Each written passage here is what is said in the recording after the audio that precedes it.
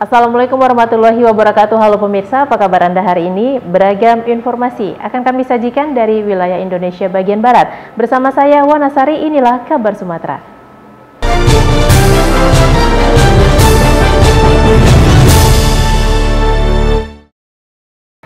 Kabar pertama kami awali dari Sumatera Utara, pemirsa. Dalam rangka Hari Juang TNI Angkatan Darat, Kodim 0206 Dairi melakukan serbuan vaksinasi TNI ke pelosok daerah terpencil dan terisolir di ujung perbatasan.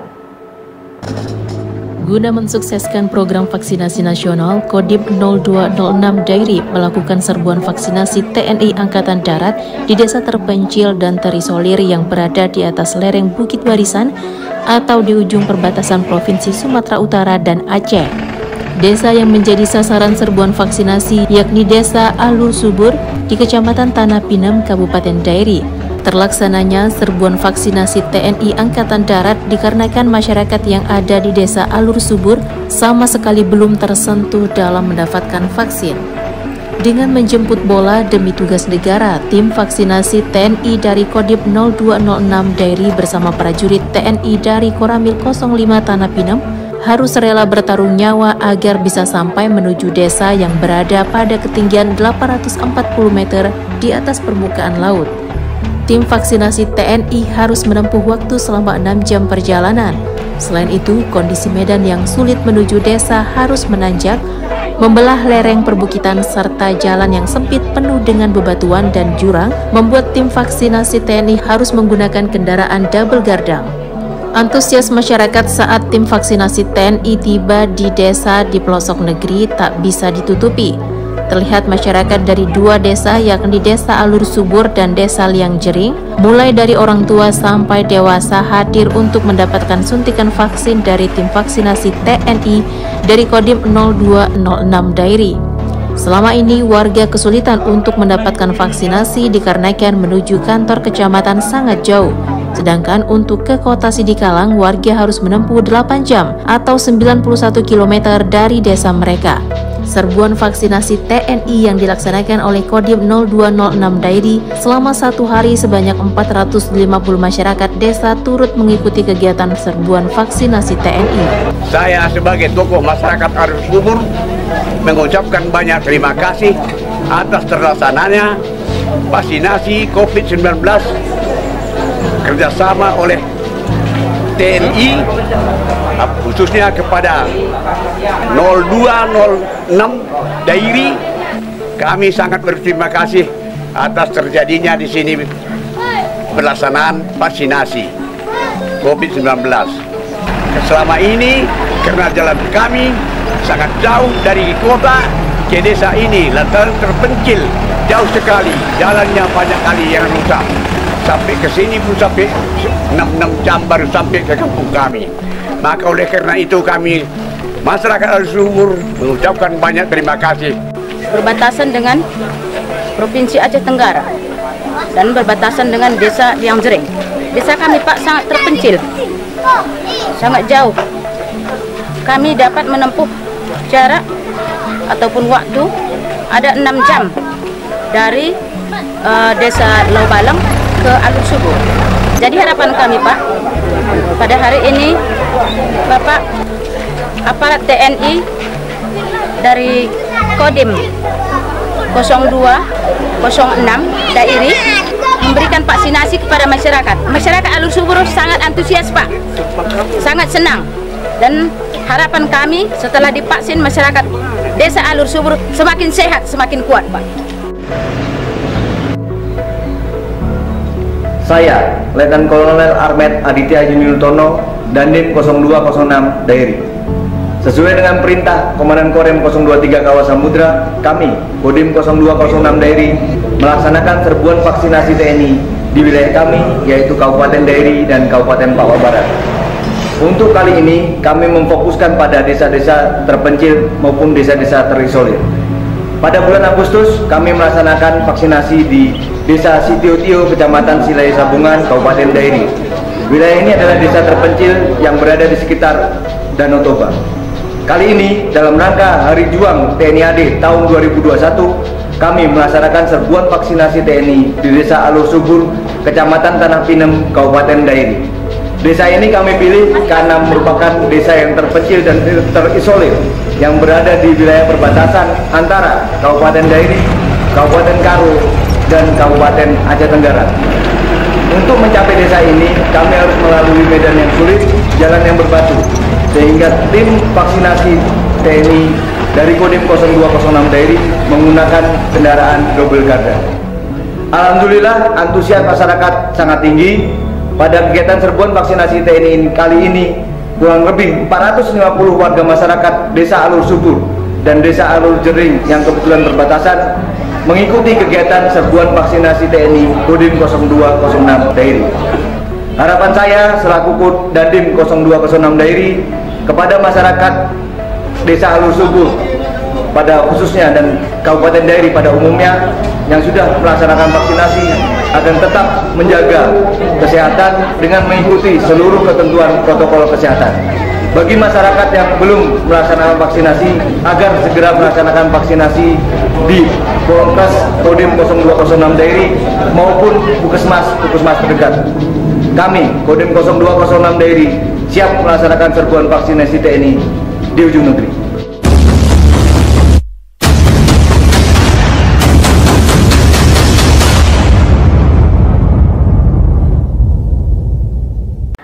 Forum Pengurangan Risiko Bencana Sumatera Barat laksanakan musyawarah besar kedua di Hotel Royal Denai Bukit Tinggi pada Rabu 8 hingga 11 Desember 2021. MUBES diselenggarakan sebagai komitmen yang dibangun oleh pemerintah daerah melalui BPBD untuk memfasilitasi forum pengurangan risiko bencana yang diselenggarakan sekali dalam 3 tahun.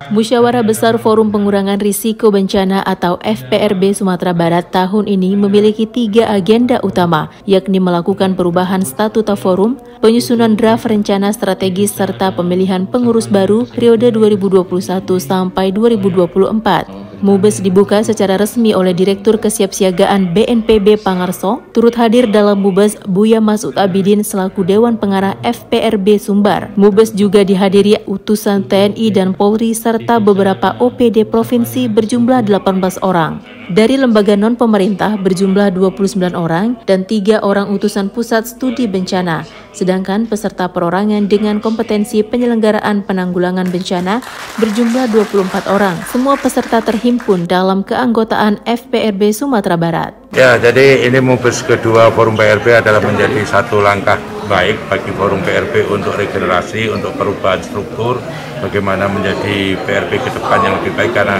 kita tahu bahwa Sumatera Barat punya ancaman risiko yang cukup besar, apalagi daerahnya banyak sekali daerah yang ancamannya gempa dan tsunami. Ini yang perlu kita kuatkan. Dari sisi Forum PRB tingkat kabupaten, Sumatera Barat sudah hampir 100%, tinggal satu kabupaten saja di Junjung. Harapannya awal tahun besok ini segera terbentuk Forum PRB-nya sehingga seluruh kabupaten kota dan provinsi Sumatera Barat punya forum yang hebat. Forum PRB di Sumatera Barat cukup menjadi panutan untuk forum PRB provinsi yang lain pastinya, karena saya selalu menyampaikan bagaimana peran-peran PRB selain melakukan edukasi kepada masyarakat, pendampingan masyarakat, tapi juga forum PRB Sumatera Barat juga bisa menginisiasi atau mendorong ke tingkat politik lokal, sehingga apa itu pengurangan risiko bencana bisa didorong pada saat tentunya rapat-rapat oleh pemerintah daerah. Dan kemarin waktu pilkada ya, saya tahu bahwa konsep pengurangan risiko bencana sudah ditawarkan menjadi diskusi yang menarik untuk para calon ketua daerah. Di kegiatan hari ini kita mengharapkan bagaimana forum PRB ini sebagai pusat jalo di Sumatera Barat untuk pengurangan risiko bencana. Karena kita nggak mungkin kita begitu banyaknya organisasi kebencanaan yang ada di Provinsi Sumatera Barat, maka harus kita satukan. Maka payungnya itulah di bawah Forum Pengurangan Risiko Provinsi Sumatera Barat. Karena sudah berjalan sudah 5 tahun di Sumatera Barat, maka untuk berikutnya kita pilih lagi di MUBES ini untuk kepanitiaan bagaimana nanti Forum Pengurangan Bencana di Sumatera Barat. Dan ada organisasi-organisasi yang belum masuk forum, jadi baik perorangan maupun perorganisasi di dalam waktu MUBES ini akan kita tetapkan, maka nanti mereka ikut untuk pengurangan risiko bencana di Provinsi Sumatera Barat. Tim pengurangan risiko bencana cukup banyak juga di Sumatera Barat, inilah kita akomodir di dalam forum pengurangan risiko bencana untuk di Dapur Sumatera Barat. Dari Padang, Sumatera Barat, Wahyudi Agus, TV One mengabarkan.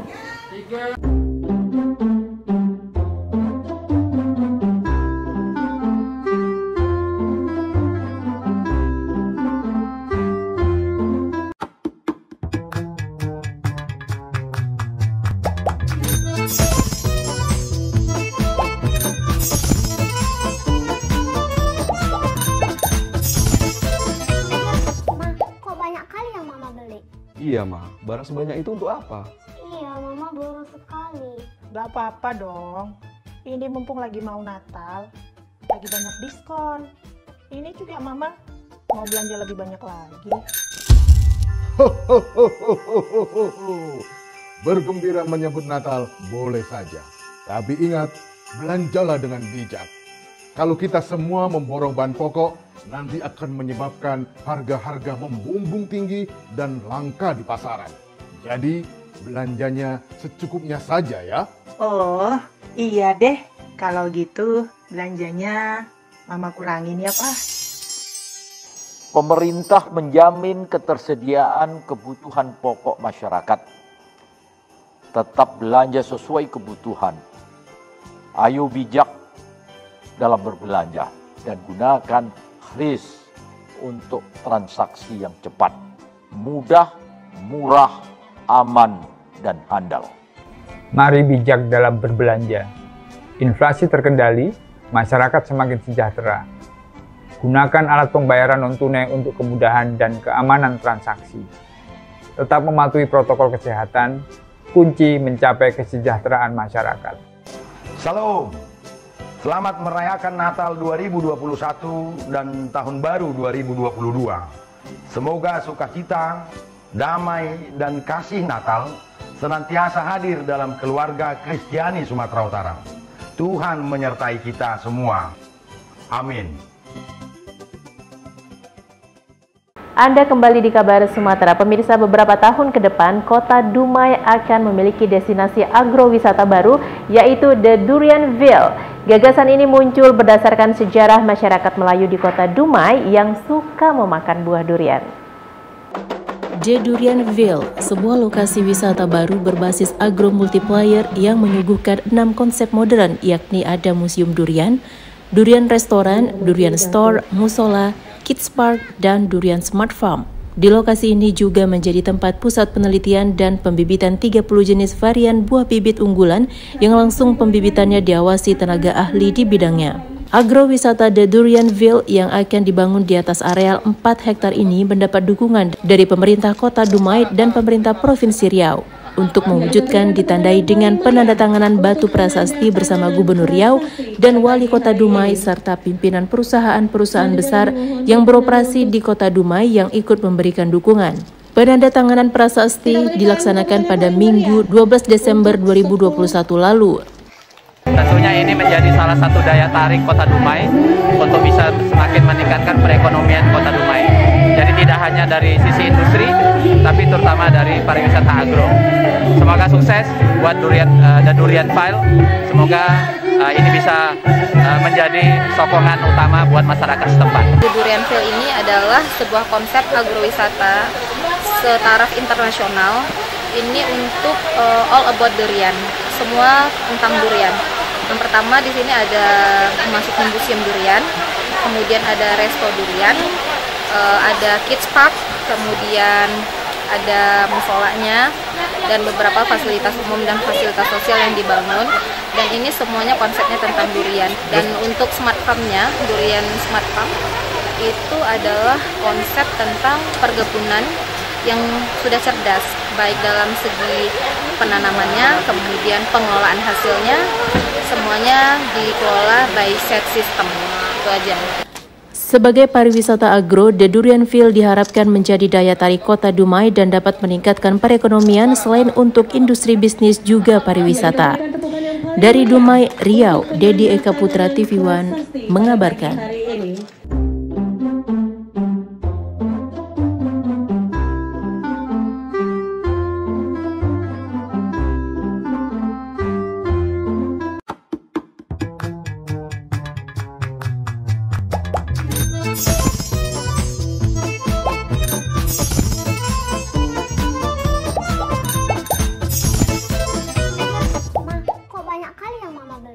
Iya, Ma. Barang sebanyak itu untuk apa?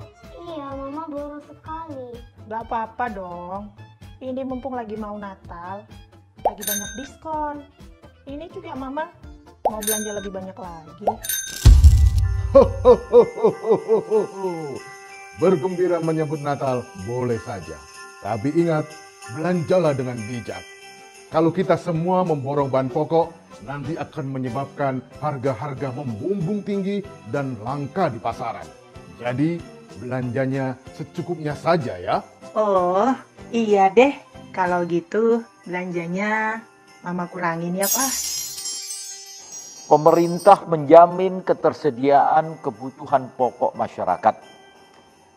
Tetap belanja sesuai kebutuhan. Ayo bijak dalam berbelanja dan gunakan kris untuk transaksi yang cepat, mudah, murah, aman, dan handal. Mari bijak dalam berbelanja. Inflasi terkendali, masyarakat semakin sejahtera. Gunakan alat pembayaran non-tunai untuk kemudahan dan keamanan transaksi. Tetap mematuhi protokol kesehatan, kunci mencapai kesejahteraan masyarakat. Salam, selamat merayakan Natal 2021 dan Tahun Baru 2022. Semoga sukacita, damai, dan kasih Natal senantiasa hadir dalam keluarga Kristiani Sumatera Utara. Tuhan menyertai kita semua. Amin.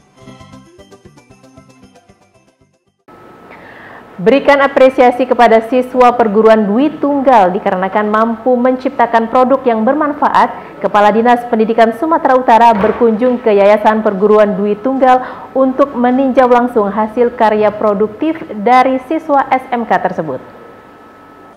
Keberhasilan siswa SMK Perguruan Dwi Tunggal dalam menciptakan pembangkit listrik dengan tenaga surya beberapa waktu lalu mendapat apresiasi tinggi oleh Kepala Dinas Pendidikan Sumatera Utara dengan berkunjung dan melihat langsung hasil karya produktif dari para siswa berprestasi ini. Disambut meriah namun dengan penerapan protokol kesehatan, rombongan Kadis Pendidikan langsung melihat pameran hasil kreativitas dari siswa SMK Dwi Tunggal, antaranya pameran produk UMKM Biblo Perfume, drone dari barang bekas, baju batik dari Getah, serta pembangkit listrik tenaga surya. Selain agenda kunjungan Kepala Dinas, pihak yayasan juga memberikan beasiswa kepada 5 siswa yang mampu menciptakan alat pembangkit listrik tersebut. Tak hanya itu, guru pembimbing para siswa juga diberikan bantuan langsung oleh pihak Yayasan Dwi Tunggal yang disaksikan langsung rombongan dari Dinas Pendidikan Sumatera Utara. Seiring berjalannya waktu, kedepannya siswa SMK Perguruan Dwi Tunggal Tanjung Morawa terus berkembang agar para siswa-siswi SMK tersebut bisa melayani pesanan produk langsung di tengah-tengah masyarakat. Bagaimana sekarang kebijakan terhadap dan harapan terhadap pendidikan vokasi itu, walaupun masih belum sempurna, tetapi ini sudah dilaksanakan, sudah dirintis. Ya. Itu yang ada dalam pikiran saya, apa yang telah dilakukan siswa-siswa ini. Ini harus mendapat perhatian yang khusus. Ya, terima kasih kepada Bapak Kepala Dinas Pendidikan Provinsi Sumatera Utara yang telah hadir di Perguruan Dwi Tunggal. Ini adalah merupakan bukti konkret dari beliau bahwa beliau benar-benar peduli terhadap pendidikan khususnya di Sumatera Utara. Harapan ke depan hasil karya yang beliau tinjau tadi, yaitu berupa PLTS, itu bisa diaplikasikan ke masyarakat. Dari Deli Serdang, Sumatera Utara, tim TV One mengabarkan.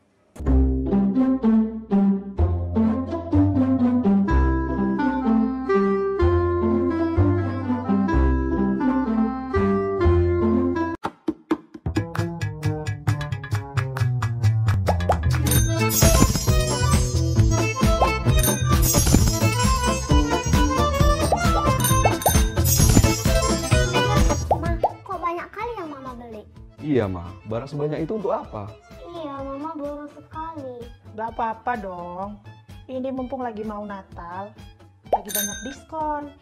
Ini juga Mama mau belanja lebih banyak lagi. Bergembira menyambut Natal boleh saja. Tapi ingat, belanjalah dengan bijak. Kalau kita semua memborong bahan pokok, nanti akan menyebabkan harga-harga membumbung tinggi dan langka di pasaran. Jadi, belanjanya secukupnya saja ya. Oh, iya deh. Kalau gitu belanjanya Mama kurangin ya, Pak. Pemerintah menjamin ketersediaan kebutuhan pokok masyarakat. Tetap belanja sesuai kebutuhan. Ayo bijak dalam berbelanja dan gunakan kris untuk transaksi yang cepat, mudah, murah, aman, dan handal. Mari bijak dalam berbelanja. Inflasi terkendali, masyarakat semakin sejahtera. Gunakan alat pembayaran non-tunai untuk kemudahan dan keamanan transaksi. Tetap mematuhi protokol kesehatan, kunci mencapai kesejahteraan masyarakat. Salam. Selamat merayakan Natal 2021 dan Tahun Baru 2022. Semoga sukacita, damai, dan kasih Natal senantiasa hadir dalam keluarga Kristiani Sumatera Utara. Tuhan menyertai kita semua. Amin. Asosiasi Pelaku Pariwisata Indonesia atau ASPI DPD Sumatera Utara menggelar musyawarah daerah keempat di Hotel Grand Mercure. Dari hasil musda, Erwin Lopolisa terpilih menjadi Ketua ASPI DPD Sumatera Utara periode 2021 sampai 2025. Pelaksanaan musyawarah daerah keempat diikuti oleh anggota Asosiasi Pelaku Pariwisata Indonesia atau ASPI DPD Sumatera Utara. Agenda pelaksanaan musda keempat ini terkait dalam pemilihan ketua dan kepengurusan ASPI DPD Sumut periode 2021 sampai 2025. Musda keempat ASPI Sumut diketuai langsung oleh pimpinan sidang, di mana dalam pemilihan Erwin Lopolisa terpilih menjadi Ketua Asosiasi Pelaku Pariwisata Indonesia atau ASPI DPD Sumut periode 2021 sampai 2025. Asosiasi yang menaungi banyak sekali potensi-potensi pelaku pariwisata di Indonesia. Kegiatan kami pada hari ini yaitu yang utama adalah pemilihan ketua DPD Sumut ASPI untuk periode 2021-2025. Pastinya harapan kami adalah ingin menjadikan ASPI menjadi lebih baik lagi dari yang sekarang. Visi misi kita tentu memajukan asosiasi kita ke depannya dan mencari solusi-solusi terbaik untuk kemajuan pariwisata di era pandemi yang kita hadapi saat ini. Fokus utama kita di Sumut ini tentunya Danau Toba, di mana menjadi sumber prioritas dan banyaknya spot-spot wisata baru yang akan kita kembangkan dan juga desa-desa wisata maksud saya juga akan kita kembangkan ke depannya. ASPI Sumut telah mencapai kesepakatan atau MOU dengan Kementerian Pariwisata mengenai program pendamping desa wisata di 67 desa Indonesia pada tahun 2021. Dengan terlaksananya musda keempat, ASPI DPD Sumut mampu meningkatkan roda perekonomian dan mengembangkan pariwisata di Sumatera Utara. Dari Medan, Sumatera Utara, tim TV One mengabarkan.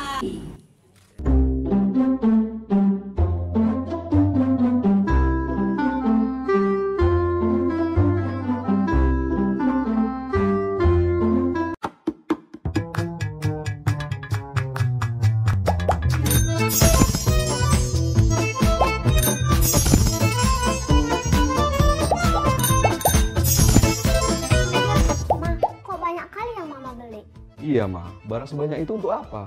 Iya, Mama boros sekali. Gak apa-apa dong. Ini mumpung lagi mau Natal, lagi banyak diskon. Ini juga Mama mau belanja lebih banyak lagi. Bergembira menyambut Natal boleh saja. Tapi ingat, belanjalah dengan bijak. Kalau kita semua memborong bahan pokok, nanti akan menyebabkan harga-harga membumbung tinggi dan langka di pasaran. Jadi, belanjanya secukupnya saja ya. Oh, iya deh. Kalau gitu, belanjanya Mama kurangin ya, Pak. Pemerintah menjamin ketersediaan kebutuhan pokok masyarakat. Tetap belanja sesuai kebutuhan. Ayo bijak dalam berbelanja dan gunakan kris untuk transaksi yang cepat, mudah, murah, aman, dan handal. Mari bijak dalam berbelanja. Inflasi terkendali, masyarakat semakin sejahtera. Gunakan alat pembayaran non-tunai untuk kemudahan dan keamanan transaksi. Tetap mematuhi protokol kesehatan, kunci mencapai kesejahteraan masyarakat. Salam, selamat merayakan Natal 2021 dan Tahun Baru 2022.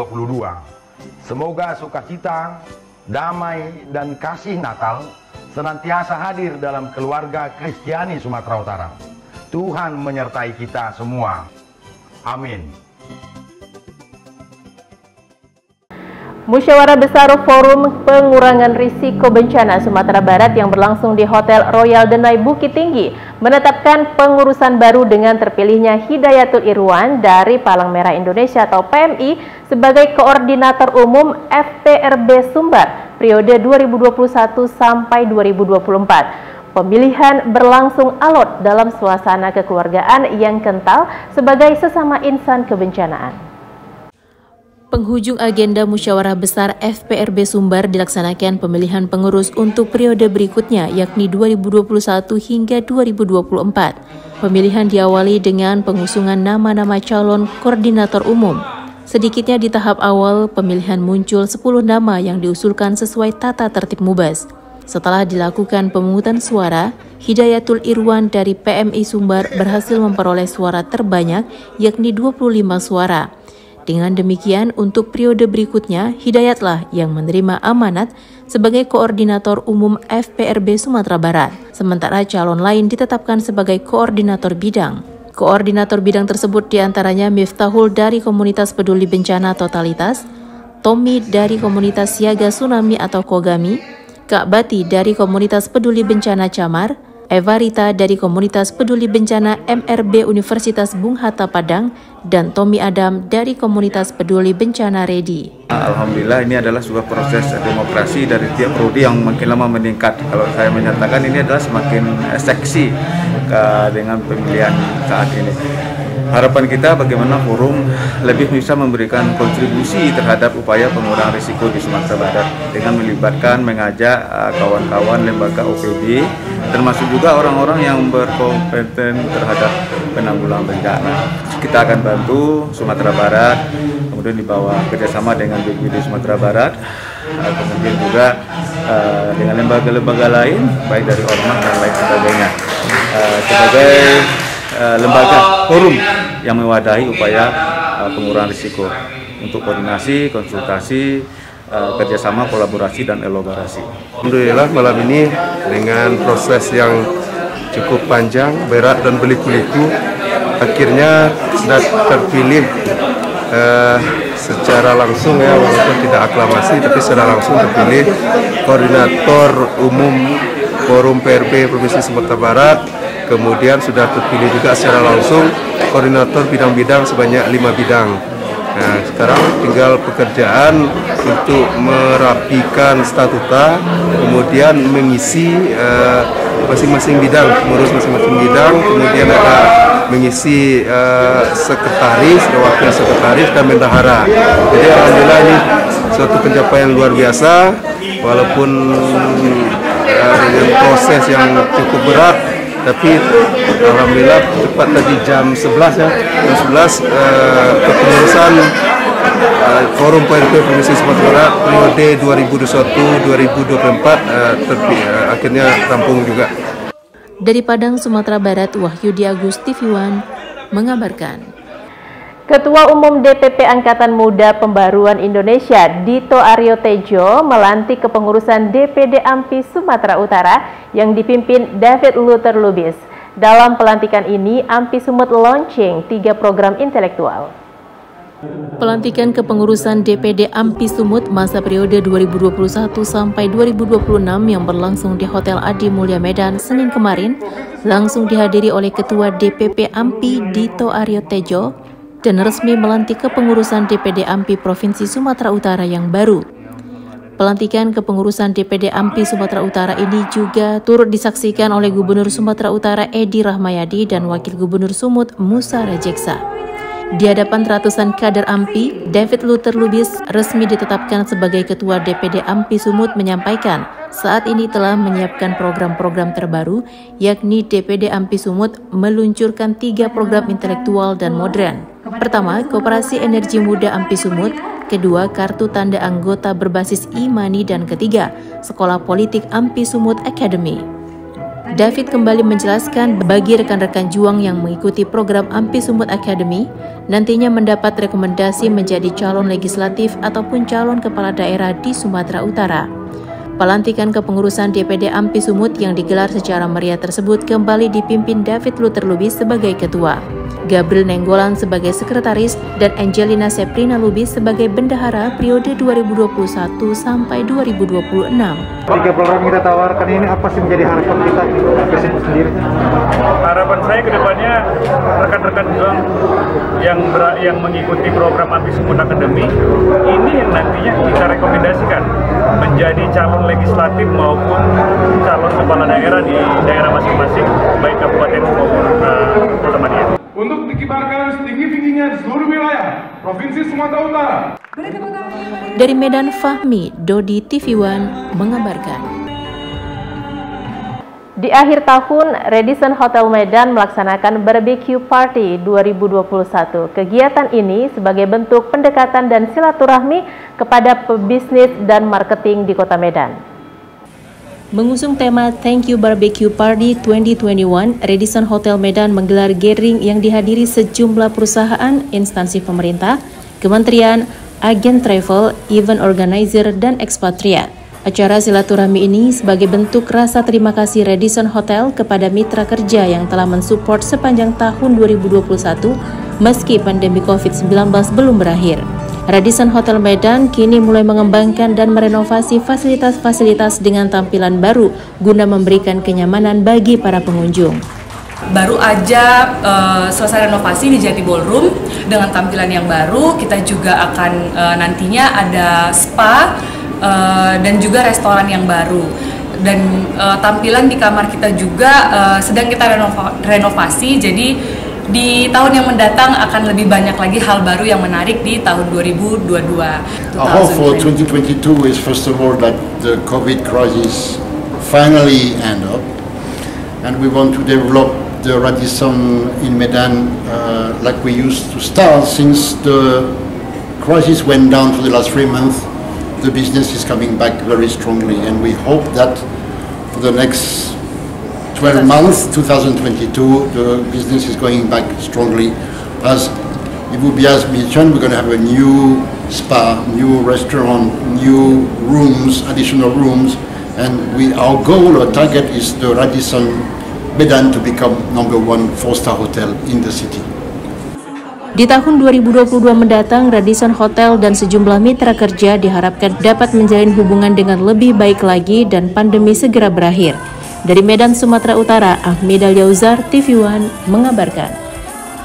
Kapolda Sumatera Utara Irjen Pol RZ Pancaputra Simanjuntak menghadiri penutupan Diklat Integrasi Dikmabat TNI AD dan Diktukba Polri yang digelar di lapangan Sudirman Rindam 1 Bukit Barisan, Pematang Siantar.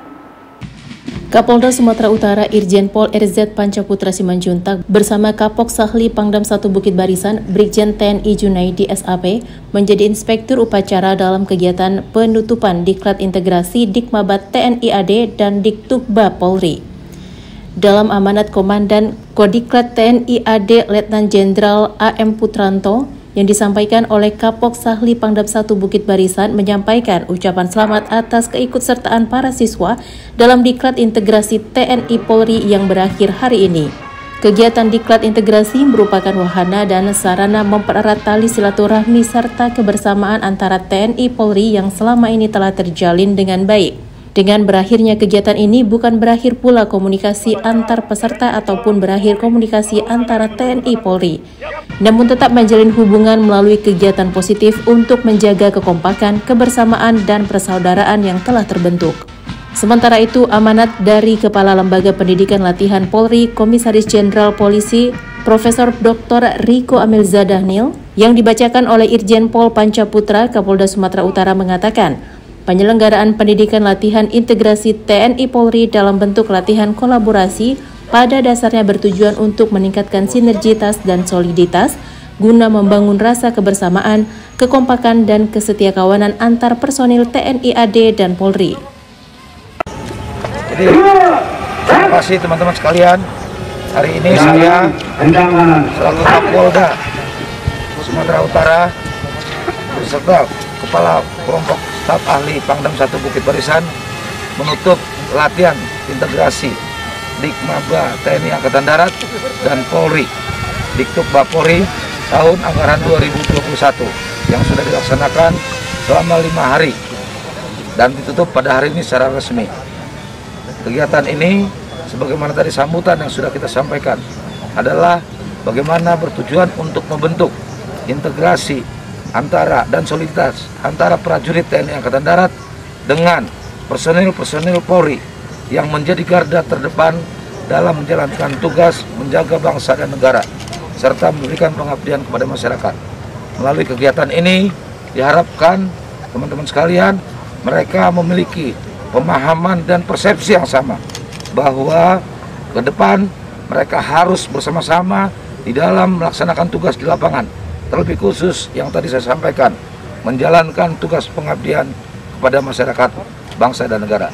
Usai pelaksanaan upacara penutupan, Kapolda Sumatera Utara bersama rombongan kemudian tanya jawab dengan para siswa Dikmaba dan siswa Diktuba Polri di lapangan upacara, dilanjutkan dengan acara penanaman pohon bersama di lokasi Lemdik Rindam 1 Bukit Barisan. Dari Pematang Siantar, Sumatera Utara, Daud Sitohang, TV One mengabarkan. Informasi tadi sekaligus menutup program Kabar Sumatera. Jangan lupa saksikan berita update terkini lainnya di kanal tv1news.com. Saya Wanasari dan seluruh kerabat kerja yang bertugas mengucapkan terima kasih. Assalamualaikum warahmatullahi wabarakatuh dan sampai jumpa.